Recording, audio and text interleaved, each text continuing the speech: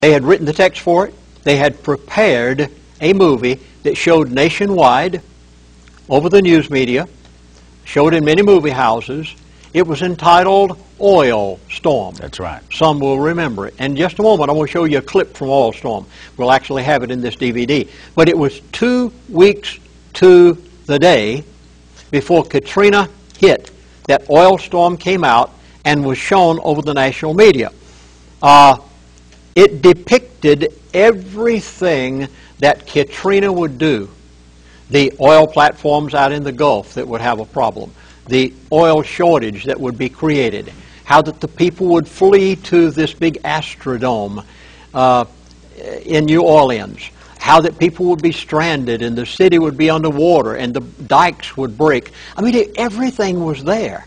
Now, they called it something else. They didn't call it Katrina. They called it by another name. The people went by other names, the players in the movie. But basically, they showed everything that they were going to do, and they showed it 2 weeks exactly before Katrina took place. Now, how did they know this? You must. I think you probably recognize this one. Angels don't play this harp. Before you go there, let me add one more thing. Yes, I have checked out Oil Storm. Yes, I am familiar with it. What you're saying is right on. And the objective of the hurricane hitting New Orleans was to raise the price of raise the price of a gallon of gasoline to above $3 a gallon. And of course, shortly after Katrina, just like they portrayed in the Oil Storm 4 months earlier, it happened. Gasoline went to over $3 a gallon. So step by step by step, they told us what was coming. And also, I've done some research in another area. There was another, I believe it was ABC series came out, and it was called The Lone Gunman. I've seen the clip. And these two pilots are in an airplane. And the airplane is flying along, and all of a sudden they realize they're off course. Somehow they've gone off course. They don't understand. So they grab a hold of all of the controls and the gadgets and start twisting and turning them, and nothing works. They can't control the airplane. Lo and behold, they start trying to figure out, where is the airplane going? We have no control over it. They realize that it's heading toward New York City. They see that it's lowering down. They don't understand what's going on. They're on the radio, but the radio is dead. They can't do anything about it. They look up. They can see that they're flying down low. They see where they're going, and then they see the Twin Towers. And this airplane is flying directly into the Twin Towers. They're pulling buttons, pulling switches, pulling fuses, cutting wires, everything they can, trying to get control. And then, of course, in the movie, at the last minute, it pulls up and just avoids hitting the World Trade Center. Step by step by step, 4 months later, guess what?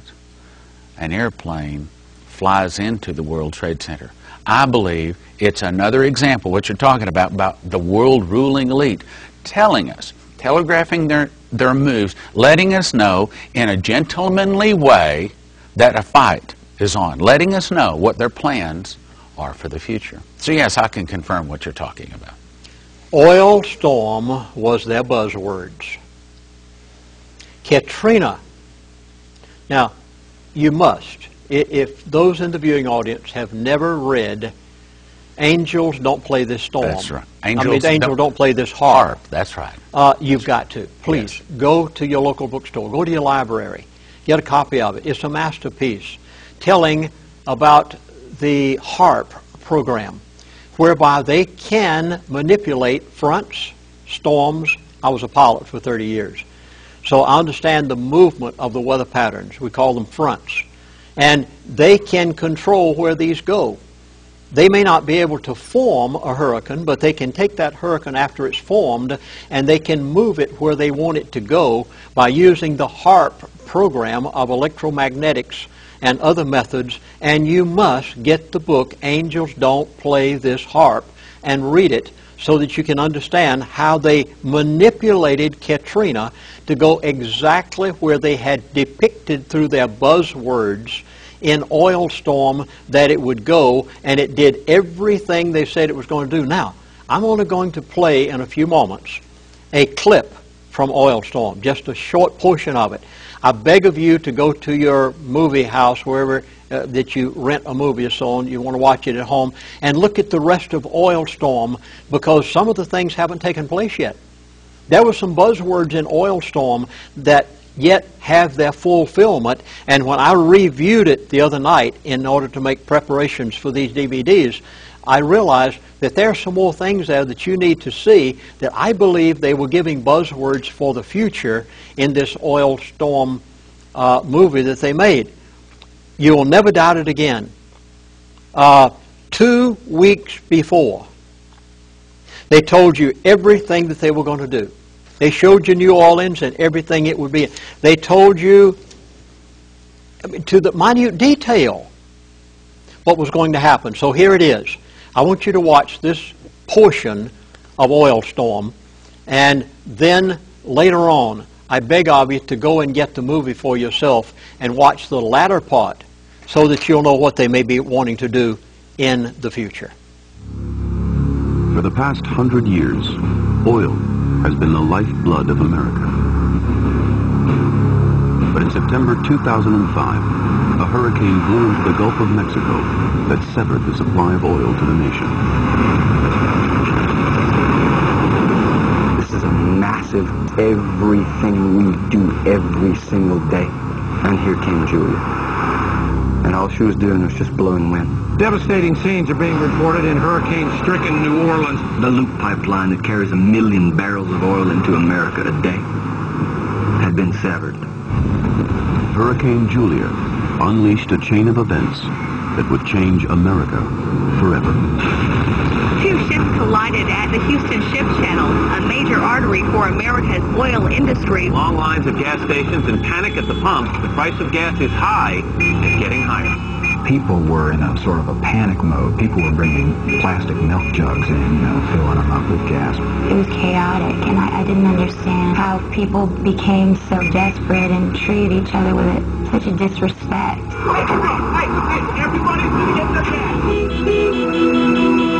Americans didn't realize how fragile their existence was. Oil, the black gold of our national economy that had powered our economy, had become an Achilles heel. Disaster followed disaster as the house of cards America was built on collapsed. There's only one country that you can look to for help. That's Saudi Arabia. Normally we get 2 million barrels of oil a day from Saudis, and now we wanted 3 million. Any last words for the party soldiers? This country was made great by people serving this country. We need to protect our concerns, and our major concern was a cheap source of oil. Oil hit a new record price of $153 a barrel today, following the blast at Ras Tanura. It has never been that high. Trucking industry is under tremendous further blow to workers in the meat industry, shutting down with the loss of 6,000 jobs. The government decided that the smart way to pay for the troops in Saudi Arabia was to cut the farm aid. It was inconceivable to me that in the 21st century that someone is getting frostbite in their own home. How did something like that happen? And how do we give oil that much power over our lives? What is anyone in Washington talking about this? That probably will be viewed as the worst disaster on American soil ever. Friends, pray with me for the well-being of every man, woman, and child.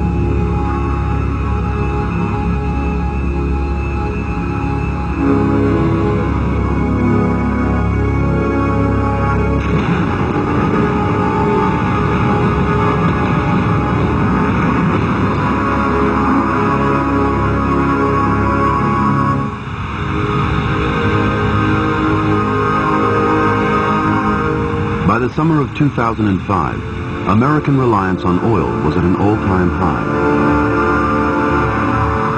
We were the world's #1 consumer, burning a quarter of all the oil produced globally. There were 2 cars for every household. There was even an oil man in the White House.